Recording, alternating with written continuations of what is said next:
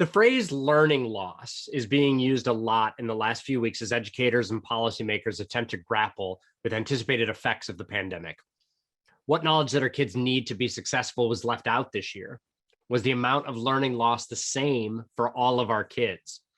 Now, I want to be clear. I don't think, at least I don't think, that anyone is blaming teachers for this loss. It's a really impossible situation, but it happened. And now we need to grapple with how to address this gap.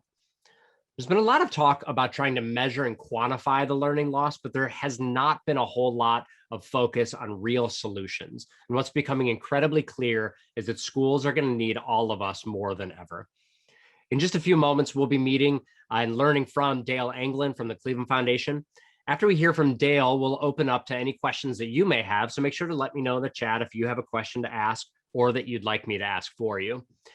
After Dale answers your questions, we have some questions for you that were sent out in an earlier email. So if you haven't already, or if you didn't read the email, please be thinking about the types of programs or resources you might have available and what your insights are into the types of experiences needed for our kids and what we as a community must be doing to tackle this really gigantic issue. And we'll close out today with brief updates about the Wired Project and Dream STEM and Remake Learning Days, as well as reserve any time for any announcements that you may have about your programs or things that are on your mind. So go ahead and jot those down too as they pop into your mind so that you can share them. So today, we've invited Dale Anglin, Program Director for Youth, Health, and Human Services at the Cleveland Foundation, to talk with us about what you as trusted partner and stakeholders can do to be in the best possible position to support students, families, educators, and our community. Now, before I introduce Dale, I want to remind all of you that we're going to be coming to you with some questions in a little while. So as you hear Dale speak and as she answers your questions, please be thinking about the types of programs or resources you might have available and what your insights are, again, into the types of experiences needed for our kids.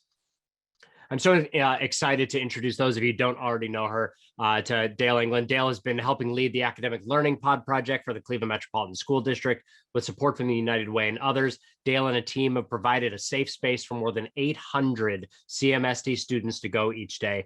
The students have been participating in the learning pods are academically vulnerable, homeless, without internet, or have guardians who are essential workers. The Cleveland Foundation and other partners involved in the Academic Learning Pod project have a very clear understanding of the needs of some of our most vulnerable students. We're very grateful that Dale has agreed to spend some time with us today, sketching some of the many ways we may be able to support students and others in this critical time.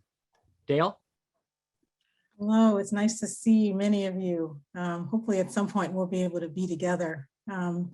So I'm gonna talk a little bit about what's been happening, frankly, just to let you in. Some of you already know this, and in fact, I wanna thank a bunch of people on the call who are already a part of this whole process. Alyssa and Alex and a number of you have already, the library systems have already been a part of the pod process.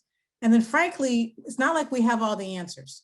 So I wanna give you a sense of some of the things that we're all talking about and then get your reactions because we don't have all the answers. So I just like to remind us that, sorry, except for Simone, and we're all experiencing these multiple crises at the same time, right? We've got the pandemic, we've got the, whatever our economic crisis is of the day, racial injustice, environmental, which never went away, by the way, and now, even we've had political crises. So I sometimes have to remind myself that we adults are experiencing this, but we have some perspective. At least most of us have some perspective. Young people are also experiencing all of this. They see their caregivers and their parents and the people that they trust, teachers, going through this as well. They just don't have the same perspective. They don't have the same sense of, okay, maybe history, we've been through some versions of this before. And so, of course, we're all going through this. We're all everybody says we're all in the same storm, but we're not all in the same boat. And so how do we as adults, even though we're suffering too, I always want to acknowledge that, but our sense of perspective is almost like a barrier that helps us a little bit, right? It's a buffer. Young people often don't have that buffer. And we know that if you're parents of young kids, if you're a parent today, of anybody under 18, you're experiencing it, especially the younger the kids are. My theme for this year working with our kids has been no experience, no roadmap, and no good choices.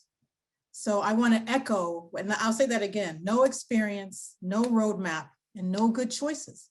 And so I want to echo what Jeremy said, that this is a no blame conversation. You can't blame teachers or administrators or policy officials. Everybody's trying to do the best they can with the science they have at the moment, with the people in power they have at the moment, right? And so I always want to say when I'm talking to people that I'm not blaming anybody. We're just trying to think of how can we work together to get to solutions. And what I would say is that, and people have said this, I'm not the first one to say this, in every crisis, there are opportunities. And there are opportunities in this one. We've just got to think about what they are and how to scale them, frankly, because we can do them on small scales. And one opportunity that we've already manifested really over the last year is this work around the academic learning pod. So Alex and Alyssa have been on almost all the calls. I can't see everybody on my screen. There might be somebody else. But we literally last summer, the schools had been out. Summer had happened practically with no in-person anything happening, very little. And school was about to start again. And a bunch of people just said, we can't have all kids at home online. We just know it's not working. Could we do something around, where the wealthier people are creating their pods? Could we do something like that for our most marginalized kids in Cleveland and in our inner ring suburbs? And I think some of us were on that call. We were like, I'm not sure we can do this. Can we afford this? How would we make it actually happen process-wise? And some of us said, we're going to try it. And so we're actually, if you add in the inner ring suburbs, we've actually supported about 1,200 kids over the last year. And frankly, we were going to do it for 9 weeks. It was going to be the first 9 weeks of school, and then we were going to be done and move into whatever else the school district needed us to do with them, to support them. We had no clue that it was going to now go until the end of the school year and that it was going to be very popular. We've had waiting lists at different times.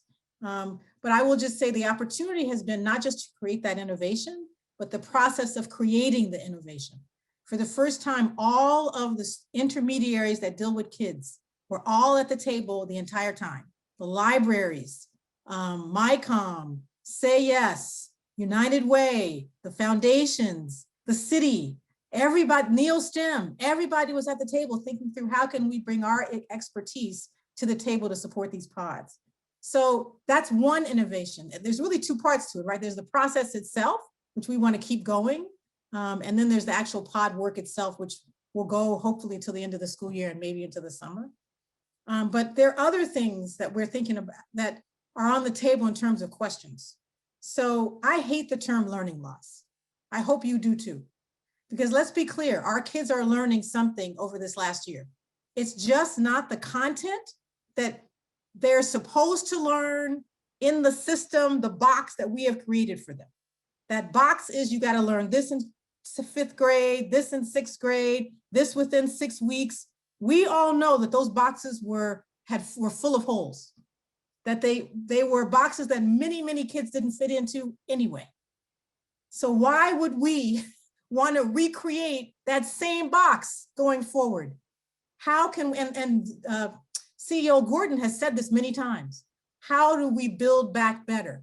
How do we build back in a place where we don't have those exact same boxes that we put kids into? He's working hard to get some waivers so that we could try stuff in Cleveland. So if you know anybody in Columbus, put in a good word for him. But that's one of the things we want to work with schools and with districts to think about. How can we not keep using this term learning loss? How do we say kids have been learning, quantify for the kids, what have you been learning? You've been learning resiliency. You've been learning, frankly, how our government works or doesn't work. You've been learning about healthcare, the parts we like and the parts we don't like. You've been learning so much. You've been learning how to get yourself up and get yourself organized for the day to learn, the ones who've done that. All of that are incredible tools and expertise that you can use into adulthood, because let's be clear, employers want people who can organize themselves and get to work on time and things like that. So how do we talk to young people is one of the questions we're having, we should have. about what they have been learning. Stop using the term learning loss as the first thing you say to a kid, because that's not the case. Yes, it won't be easy recovering in the way that we would like. Maybe the math doesn't move in the way that we want. But I just think we need to think about how to do that. And so things that we're thinking about, and I'll just put this, I'm just going to a list on the table.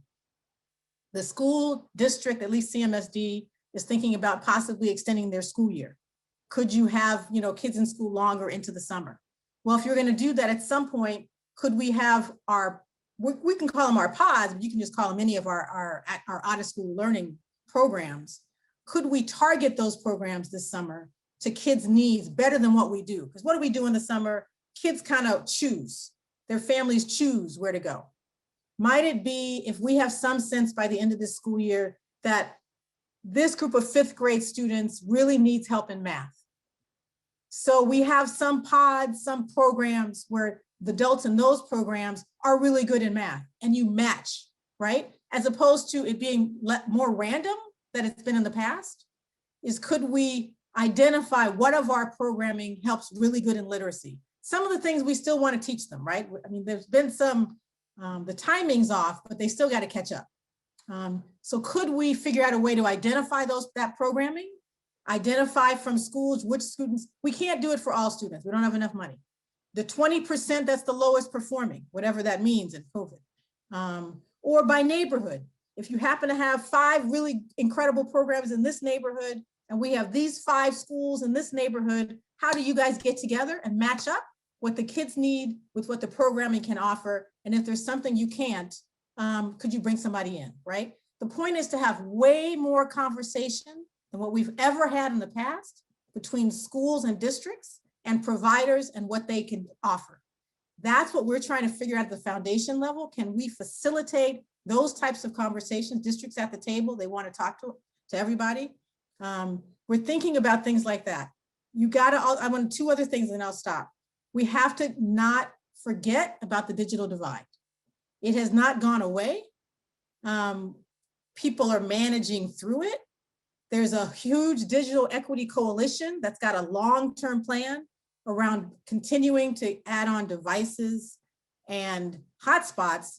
But more important than all of that is just better broadband, right? Because some people are in districts or in neighborhoods where they have a device, they have a hotspot, and the broadband is just bad. How do we continue past 2021 when everybody goes back to school? How do we continue to support that digital equity coalition so that we can have better access to broadband in the whole city of Cleveland, not just parts of it? There's things that need to continue past when we think the crisis is over.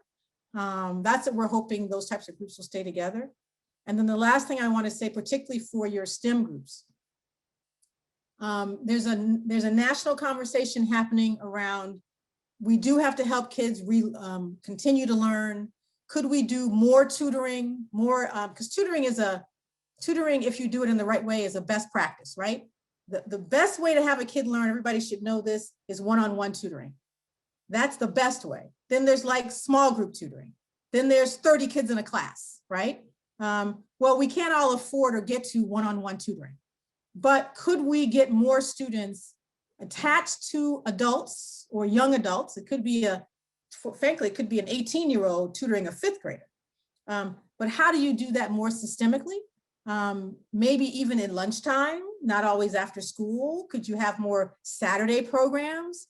We're gonna need more time on task for we needed that anyway, frankly, for some of our young people. How do you do that? And it's gonna be regional.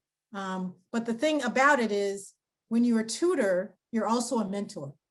And the one thing we now know from the science of learning is that take away everything else about a young person. It's not about how smart you are. It's not any of that.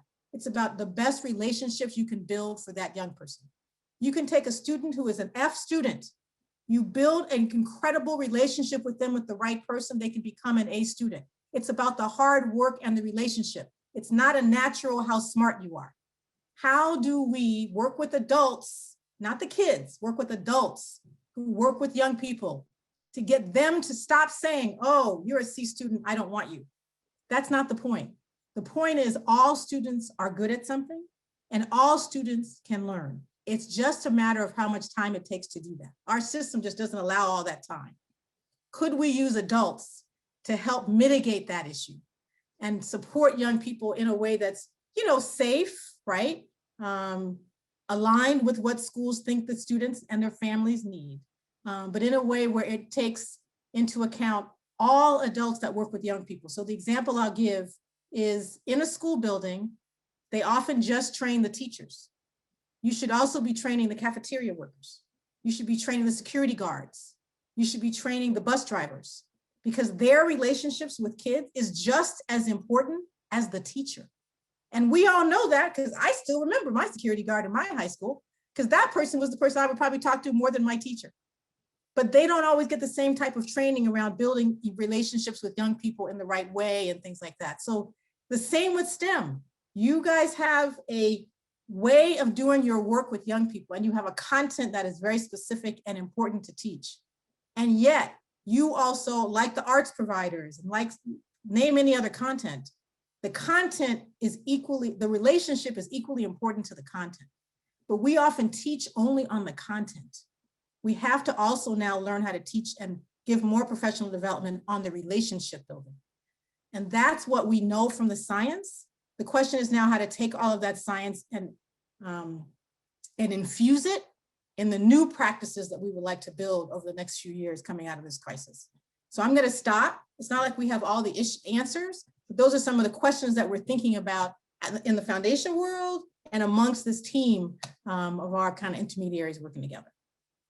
Dale, I love what you said about relationships. It's something that we talk about in schools all the time, that every educational experience is about the relationships, number one. And number two, that every child needs a person.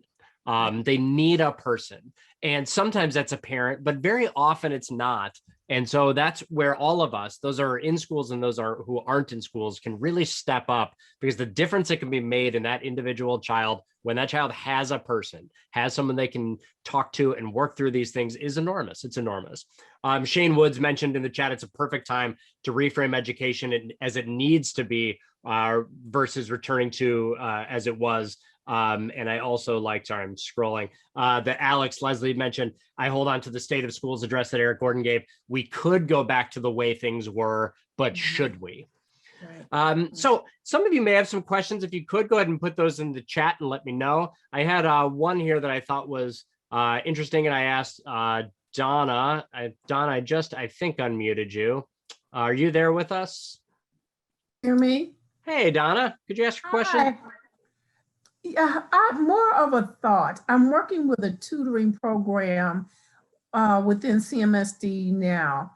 And unfortunately, the students that I'm working with remotely are so disengaged, not participative, not responding to questions, not answering questionnaires so that we can help them.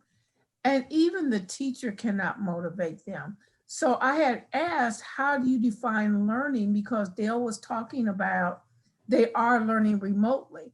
But my concern is that how are you defining learning? Because the students that I'm working with, I'm concerned about them coming back to school in April for a month and be able to progress next fall to the next grade. I am truly concerned about that. And I just don't know what to do. Yeah. So I totally agree. And you're not the only one at that in that situation. One of the things we've been thinking about, I think it came up on one of our calls, is we do have some providers who have found really interesting ways of staying connected to young people, either virtually or sometimes delivering food to them. It would be interesting to figure out who our local providers are who are doing that well, bring them together and do some type of webinar like this where they highlight what have they done. Because frankly, we're all kind of operating in the dark. You guys are each doing this over here and we're not really sharing information, because I hear about programs that are connecting with students. Not all of them are perfect, it may not be enough, but there are people who are managing to do that. And by the way, doing it with different levels, because high school is one thing, K-8 is another. So one thing we've thought about, Donna, is to find some of those people, bring them together and highlight what they're doing, so that we could think about, how to basically replicate a little bit. And the other thing that I know my own college age students who are home online and not happy with us have said to me is they really don't care, frankly, when a teacher comes on, whoever that teacher is, it could be, an out of school time provider or a regular teacher, and immediately gets into the content. Every time my daughter she's at Spelman College, has complimented a teaching class that she has been to, it has been because the teacher started to talk about non-content related things. How are you doing today? What's the worst thing that happened to you today? What's the best? Anything you need help with? Frankly, many of our providers and teachers, okay, they may ask that question, but they don't really know how to ask that question. And kids can tell when you are authentic in asking the question. So some people may be doing that, it's not working. I think others aren't doing that. So we're trying to find best practices that people are doing and then highlight those and get them out. Probably should have done that a little earlier, frankly. But that's one thing that could be a next step, Alyssa and Alex with our group, is to do that and then have a webinar to do that. I don't know if I answered your question, Donna. I think you did, and Donna's saying that she would love to participate in anything, a training along those lines, because she really needs the help in it. And I think that's everyone. Dale, I think you made a really good point. Kids, and I saw Simone nodding along, and so did Alyssa. Kids are incredibly talented at knowing when we are being disingenuous to them. We have all convinced ourselves that we are these incredible actors and we have this veil up that kids can't see through, and we're deluded because they can see through it every single time. And think about, everyone here, I know I'm preaching to the choir, but think about your own experiences. You don't try as hard. You don't resonate with the learning when you're talking or learning from someone that you don't like or feel connected to. It is just, this isn't about kids and adults. This is humanity.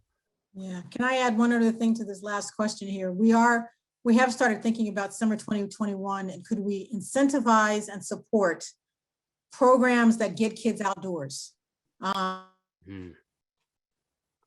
Any type of program, STEM, anything, right? We're not sure, we won't get to herd immunity all the way by the summer. We know outside is best. Could we help, pay for tents so the kids could be working under tents? Could we help build out the outdoor spaces where kids are going to be? That's one of the things we've also been thinking about. So if you already do that, like you're a program that already works outdoors, or if you know programs like that, or you could go outdoors, we would love to get a sense of what would even be available, right? What would people be willing to do so that we can figure out what's a budget? How could we, try to innovate? And we can't support all of it, but frankly, we need to do that anyway. That's a good thing to do anyway in the summer. And so could we use summer 2021 as a way to try out lots of different new opportunities in that space? Plus, you could call it Learning is Intense, INTENTS. That's cute. Simone, that's good. So Simone, now that I'm looking at you, not shaking your head at me, could you share a little bit about your experiences this year? What has that been like for you? What have you learned that you think you probably wouldn't in a typical year? And where do you think you might have some gaps from a typical year? You are muted. There you go. Whoops. There you go. Okay. I would say I learned in the sense of professional skills more than the content of school itself, such as being self-sufficient, accountability, and perseverance, most definitely, as well as communication skills with my teachers and professors. But on the sense of content, I feel like all of us have a bit of a gap, depending on what your strong suits are and how engaged you get into a lesson. Because right now I'm learning French at 8 o'clock in the morning from a computer, and I don't understand half of what's going on. I know some people, chemistry is kind of hard. science is usually one of those subjects where you do experiments in class or it's hands-on or labs, but now we're learning online, and it's not just us who are uncomfortable with it, the teachers are uncomfortable. Our teachers have voice to us, like, can you talk more? I feel like I'm teaching a wall. I don't know how to do this. Help me, help you. It's just a lot of trying to figure out how to move forward. And that's what Absolutely. the whole year has been. Yeah, I mean, I think those are really critical points in both directions. And I appreciate that you started with some positives, because I want to point out to everybody listening right now that those things that Annalise just listed as some positives are things. I know I look like I'm 11. Those of you who know me know that I am not. I've been in education for 23, I think, years. And since day one of my career in education, we've been talking about how do we possibly teach kids perseverance and conversational abilities and all of these things. So our kids are learning things that we haven't been able to figure out how to teach them. So there is good that's coming out of all this. We had a couple of folks in the chat saying a couple of things that I think are worth bringing up. Karen, if you're there, I was hoping that you could talk really briefly about your question about providing relatable opportunities. And then after that, I'd like to jump over to Eli to talk really quickly about his ideas and concerns around making sure that we're all kind of communicating and collaborating together in these solutions. Karen? Yeah. So I've had a few, actually 3 different districts just reach out to me in the past few weeks asking about helping to design some fun, they said, hands-on learning opportunities for the summer. And so it's interesting because these are conversations I wasn't necessarily expecting, but as I started talking to them, they said that they feel that their students have been missing this, right? And I think everything that we've just said has related to it, that teachers they've had a lot on their shoulders, and they're trying to still catch up, right? They're trying to still catch up to where they feel they should be content-wise. And within that, and also having to teach virtually through a computer and having a student sit and stare at a computer for, I have seen my own kids, sometimes 5, 6, 7 hours a day staring at a computer. They feel that they want, just like you guys are talking about, outside activities and fun opportunities that are still learning opportunities. We try in a lot of our programs to disguise learning, within fun activities. And I know so many of the other partners do the same. 2 of those 3 districts are actually looking at getting it funded for their students so that there is an equitable chance for them to experience this. And if just those districts have reached out to me, it makes me wonder how many more out there are feeling the same, and how many more out there need something either to help continue with summer learning, or even looking forward, as we know that virtual learning is not going away. How can we help supplement that and help create experiences for students that are not all screen-based and still learning?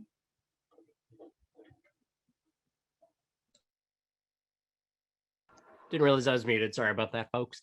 Thank you, Karen. Yeah, and I think that's something we are all thinking about and need to continue to think about. And I think that probably, and Dale, I'm curious where your mind is here, but I think that probably a next step is that we have to start to figure out how we can collaborate to really dig in and solve these solutions. So I'm wondering, Eli, if you're there, if you could mention your thoughts about collaboration. Are you there with us? Yeah, I'm here. So, of course, my name is Eli Stacy with the Cleveland Transformation Alliance, and one of the things as we are having this conversation, my thought process went to, and of course, speaking as one of the workers of CTA, we're definitely going through this process right now, trying to, as an organization, our board hopefully will be going through this process of really thinking about the Cleveland plan, which really created us as an organization. And one of the things that I've been working on is called Ambassador Program, really working with other organizations to be able to share the information about school choice. So thinking about that, one of the things that we're looking at for our school quality guide is the connections of organizations to the particular schools, whether it be charter or district schools. Those organizations, after school providers that are working with those schools already. And I just thought about it as you guys were having this conversation, that there might be some schools that have connections, but those connections aren't formal connections to organizations, and they're not listing it as an offering and showing those connections. And just thinking through how can we better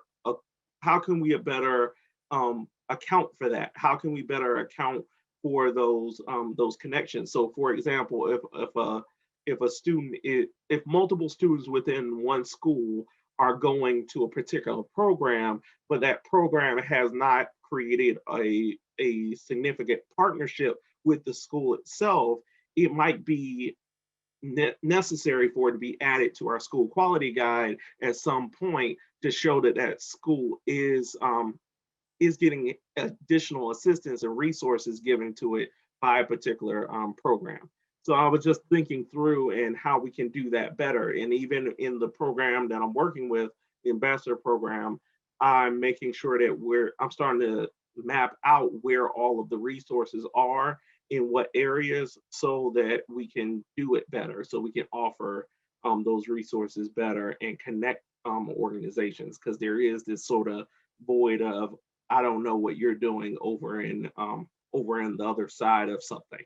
So that was just the thing that I wanted to add, and how we think about that more. That's why I talked about continuum of care, and a lot of and of course it's beyond my ability completely to determine, but the idea of the school system or the schools themselves being sort of disconnected from the after school providers, instead of there being this fluid connection between the after school providers and the schools themselves, at least within our offering of what we share with families. So just thinking that through.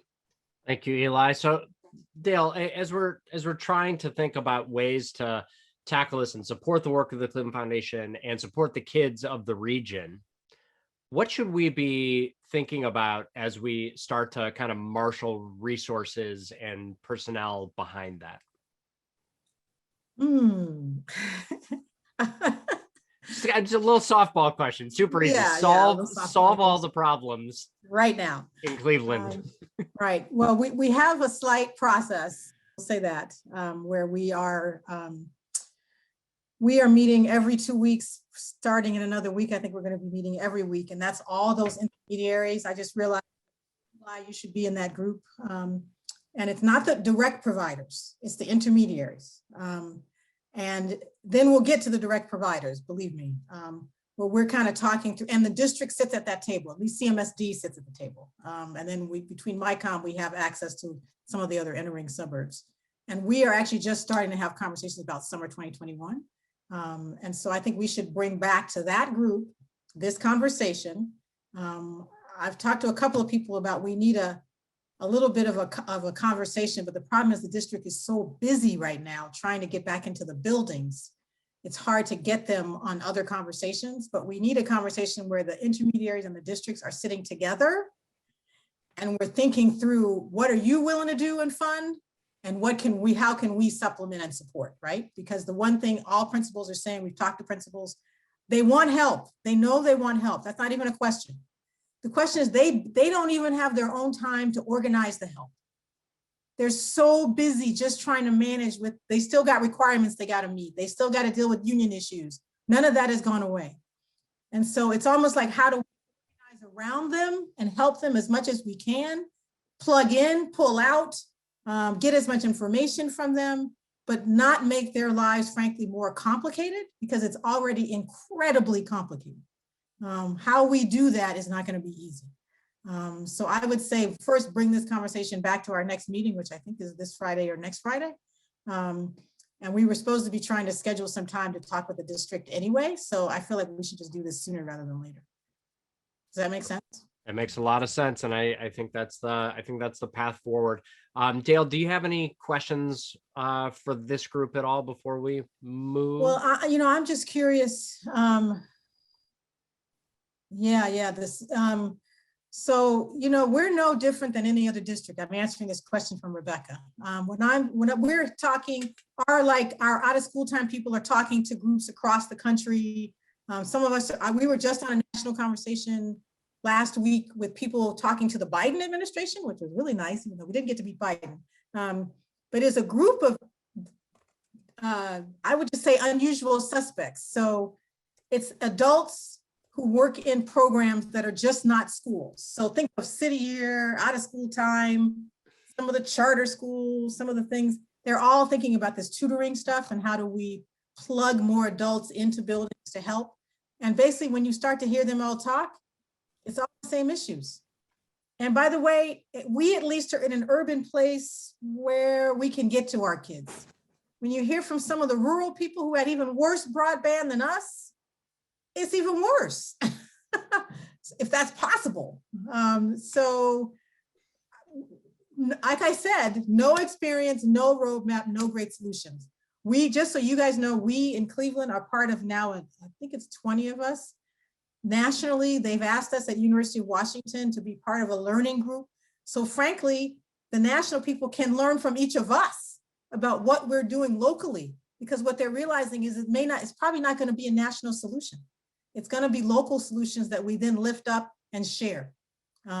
So really, all ideas are important. The issue always is, can we get more dollars? Because philanthropy can't support scale.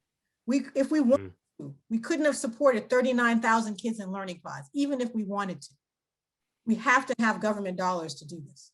And so how are we're trying to build, I will just say, philanthropy in Cleveland, in Northeast Ohio, we are building our policy and advocacy muscle together. We've done that through the COVID fund. It's going to extend to other issues. We are signing on to letters. We are talking to the governor every other week in ways that, frankly, many of us have not done in the past. And we're hoping not only are we building this for now, but we're building this for the future, because we've got to be able to work with government. It's not us or government. It's us working with government to get the funds to support the things that you guys want to do. I think that makes a lot of sense. And I think that that's something new, at least from my perspective in this world. And I don't have as many years as you do in philanthropy world, but it seems very new. The flip side is it's kind of exciting, because it seems like we're kind of talking about actually trying to solve systemic problems instead of just kind of little patchworks. We did have another couple of questions that I missed. I'm terrible at Zoom chat, by the way. So if I missed your question, just ping me again. And somebody did that, or a couple of people did. Kristen mentions, I think we need to discuss just in case versus just in time. We're assuming what students do and do not know. We need to ask what the students have learned and what skills they have mastered. And I'd like to actually go to Annalise for a second. Annalise, if you're there with us. And could you talk to us a little bit about what you have mastered this year? What has gone really well and what worked for you in this unusual learning environment? Are you there with us, Annalise? Yes, I'm here. Hi. Hi. Good morning. Okay, so this year was a little tricky, but what I have mastered this year was really taking my time with things and kind of like slowing down and figuring out what I want to do, like what's the goal, how am I going to get here, and pursuing that. And that's kind of what I've mastered this year. Also, I'm getting better at time management. So that is really what I have mastered this year, along with a couple of smaller things as well. But yeah. And are you guys still there? sorry, good. Yeah. I think your internet's a little bit. You know what, Annalise? I am actually going to Sorry, everybody, behind the curtain. I'm going to stop your video so that we can dedicate that bandwidth to audio. So you're still with us. I just shut down your video for a second. Can you tell us? Okay, yeah. Sorry? Oh, yeah, I said that's fine. Okay. Can you let us know your, first of all, what building and grade level you're in? And then also, what have your teachers done this year to make the learning work? In situations where you are actively learning the content, what have your teachers done differently to make that possible? Yes, so I'm 17 and I am I'm a senior this year. last year at my old school, I was via Zoom, kind of like this, and my teachers were not really engaging. They were really coming on, kind of like they were forced to ask, how are we doing? And then getting into the lesson. It wasn't really that much engaging at all. And then this year, I actually have not seen one of my teachers. I've only talked to them through the phone if I needed help. So it really hasn't been that engaging at all. But I believe some of the things that could have worked at my old school and at this school was, like you said, teachers being genuine and asking how are we doing, checking up on us. And I know that they have a certain amount of time with their classes and what they got to teach, but kind of maybe taking out, maybe if they can 5 minutes or 10 minutes, and asking and having us talk about some of the things that's been bothering us or some good things that happened. So kind of some engaging time. I think that would have worked pretty good. And also, then I don't know how to say this, but then kind of staying up to date with what engages us with the things going on, whether that's sports or like music or TikTok and stuff. I think if we could have made a connection like that, that would have helped, the year going a lot better and been more engaging for other students.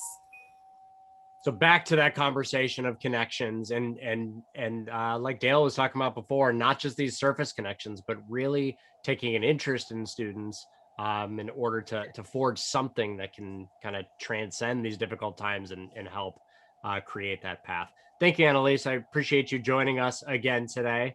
Yeah. Dale, one more statement / question for you that I wanted to bring up.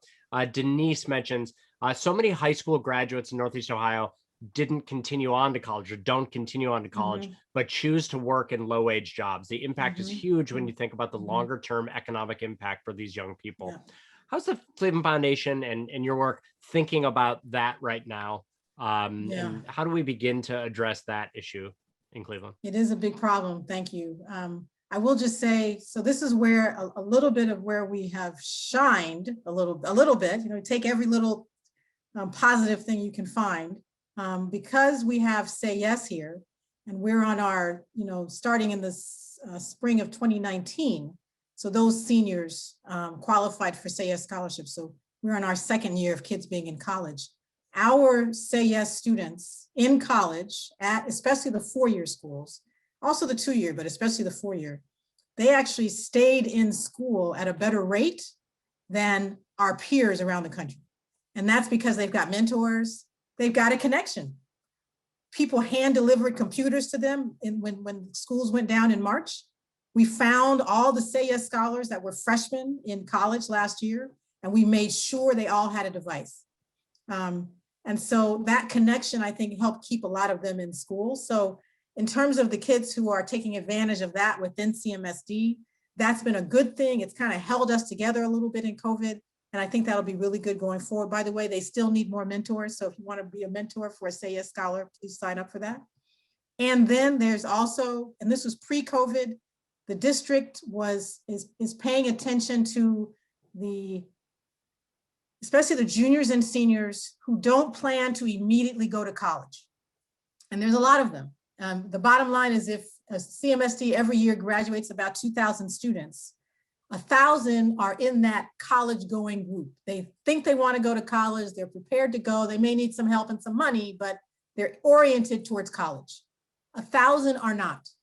And so Say Yes made that other 1,000 visible. They were always there, they just weren't visible.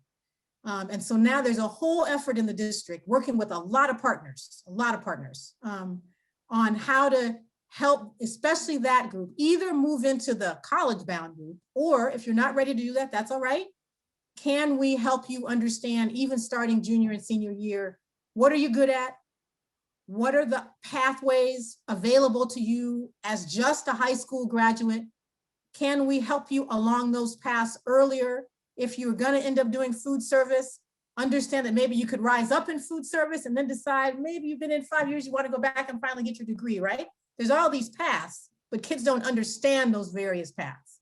So there's a whole, I forget the title of it, there's a whole body of work happening in the district that was happening pre-COVID, still happening in COVID, around how do we help young people 6th grade through 12th grade understand career choices and career paths and where higher ed fits into that path or not, right? And what the options are. So that's not changed. That group is the group that's actually been thinking through these kids that dropped out this year, right now in COVID, over the last year. How do we create a framework for them and their families so that they understand? It's the same thing I said. We have created a box for students. You have to do this ladder this way. Well, we now know, all of us adults, there's many different ways to go after high school. There's no one right path. The young people and their families sometimes just don't know that. How do we help them understand that taking a year or two off, for whatever reason, you got to feed your family. We understand that. That's not the end of the process. That's the beginning of the process. You're learning something in that process, and still be aware of the facts. If you want to get a living wage job and you want to be mostly successful in this world as we have it now, you need some type of post-secondary training, quality credential, 2-year, 4-year. When you get it is the question, and how you get it. Go to a community college. There's all sorts of paths. We just need, it's hard to get that message out to young people right now because they think I'm failing, or I just got to go work and I'm done. I'm good here. And what we're trying to say to them is, you're not good here. We need you to do more. How do we help you do more? So just know that that's a body of work that's been happening pre-COVID. We're just trying to figure out how to get they're still in the midst of trying to figure out how to message that and get out as widely as possible. And that's in CMSD, but you clearly need that for all of the young people in Cleveland, not just CMSD. Absolutely. And I think if I remember correctly, and I might not, I think that Denise is a dean at Lorain County Community College. Denise, do I have that right? And if I do you have any other comments or questions? Yes, thank you. Thank you so much, Dale, for the information. I'm so excited what CMSD is doing with the programs that you just described. I would just say there's 2 things I would mention. One is paying attention to the misaligned opportunities report from Team NEO as we think about the programs that students may find themselves in when they go to 2-year institution or 4-year institutions, and whether or not those programs lead to sustainable wages after graduation, and who's in those high-paying careers and who's not. So I think that's a really good report. The other thing is that I'm not sure how well CCP is being used within CMSD and other opportunities to really democratize higher education at earlier stages that's free for families. So, and I know there's a lot, even a national or a state report showing that there's a lot of equity gaps in CCP programs. So that's just another thing that we're looking at from our side as well. Can I put a question? That's great, Denise. And can I put a question on the table to the group that I don't have an answer to? We wrestle with this in our family right now. My husband's a dean. So I live in a household with higher ed people. And I work in youth development, he's more in higher ed, right? So what is the language that you give to young people, you talk about with young people around, this is a versus. We have been telling them for 30 years, follow your passion, follow your passion, follow your passion. We say that all the time. And yet in Northeast Ohio, we have certain career paths that are the tried and true career paths, healthcare, IT, manufacturing, we all know them. The world has shifted. We know you got to learn something about technology, even if you're not the technologist, right? And yet we're still telling kids, follow your passion, follow your passion. What's the language? How are we talking to young people about, yes, we want you to have a passion and we want you to have viable options. I don't know what that language is, but I'm struggling with it right now. Because it is difficult to me to tell a young person who is 15 right now, follow your passion if you want to stay in Northeast Ohio, when there are certain jobs in Northeast Ohio. You're not on the coast where there's a larger variety of kind of paths. I don't know what the answer to that is, and I'm struggling. I'm curious at this group and other groups I'm with, I'm mentioning this to a lot of people, by the way, is how do you talk to young people about that? I think that's a lot. I mean, one route, just one, is I think that's a lot of the work that the Dream STEM project that most of you have heard about is going to be focused around. Team Neo is the research partner for that project, and I know that there's a design team meeting Thursday to begin to kick that off. We only have about 9 minutes left, and I know, Alyssa, that you had a few things you wanted to share, and we wanted to give people a couple minutes to shout out any events that they have coming up. So Alyssa, can you share with us those updates about Wired and DreamSTEM and I think a Yep. third thing? Yep. Thank you. Thank you so much, Jeremy. Thank you, Dale. Thank you, Denise. Thank you, Karen. I mean, everybody on this call. Today's conversation, I think, was incredibly rich and exactly a great way for us to launch into this Dream STEM initiative. And that's based on the mandate that you guys gave us for the last 6 or 7 months. Exactly this type of conversation from today. And we will dive into that, with the first design session on Thursday.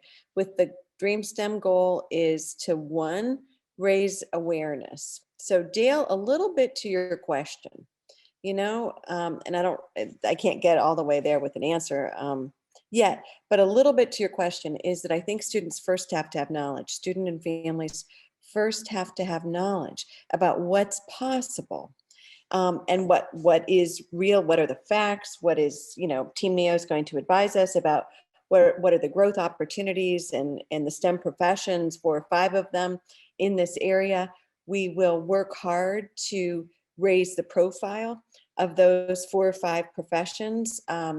We will work to make sure that students can see themselves and families can see themselves in those professions. That's part 1 of the Dream STEM initiative. Part 2 of the intent for it is to actually offer a mentorship program. We'll get as close to one-on-one as we can with students and STEM mentors.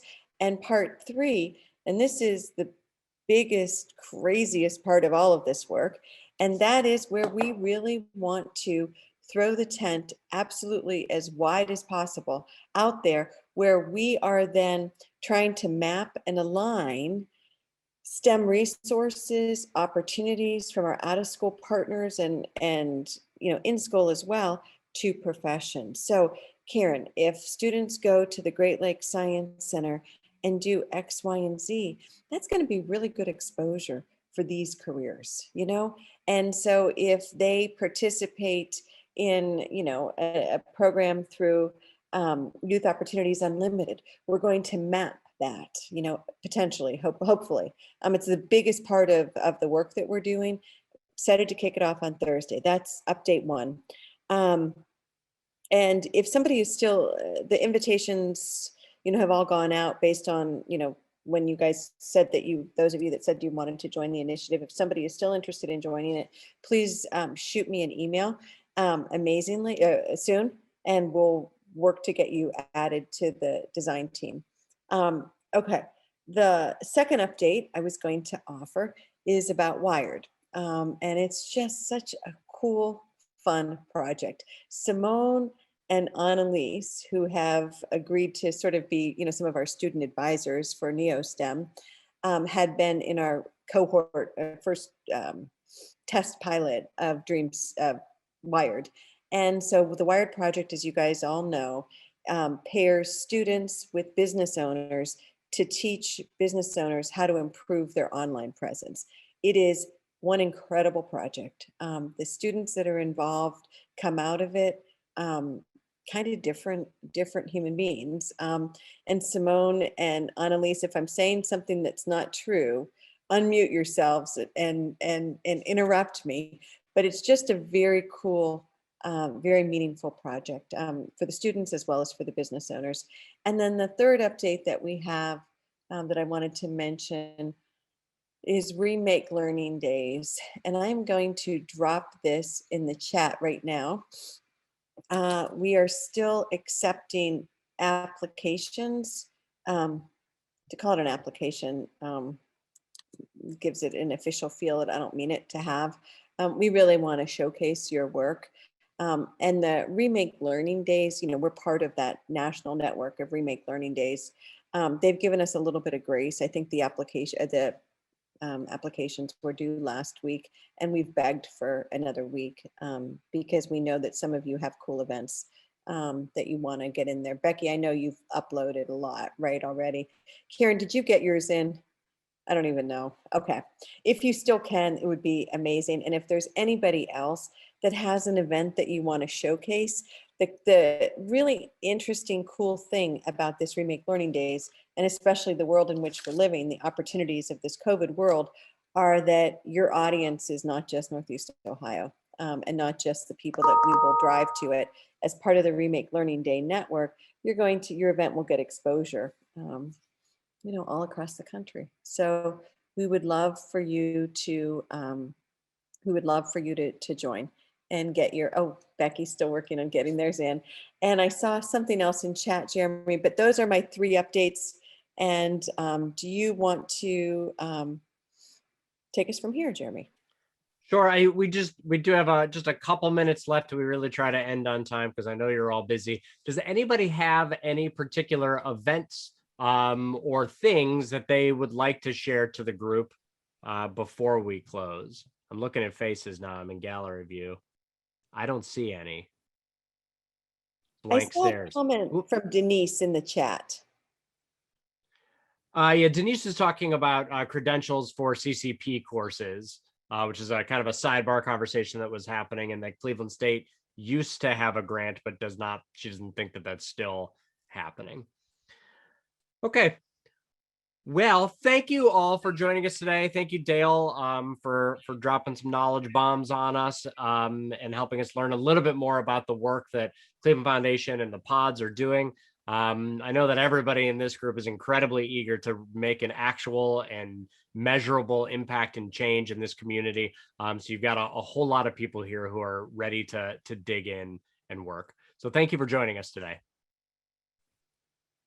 And thank you all. And we will see you all on Tuesday, March 6th at the same time. And no, we won't. April 6th, Tuesday, April 6th at the same time, as well as some of you this Thursday for that design team meeting. And you'll be hearing more from NeoSTEM via those emails you get from Alyssa. Thank you all for joining us.